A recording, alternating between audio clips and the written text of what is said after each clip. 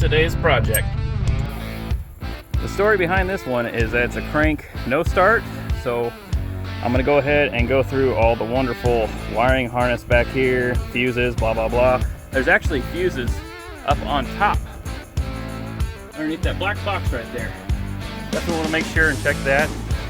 I also know that there is 2 connectors by the fuel injection pump that wires usually crack and break and causes major resistance. So also check for that as well. Up here on top of the engine, found a bad fuse. That controller battery, the 20 amp, it's blown. Now with that bad fuse replaced, let's see if she'll start. Fingers crossed. Yes! Back in business, baby.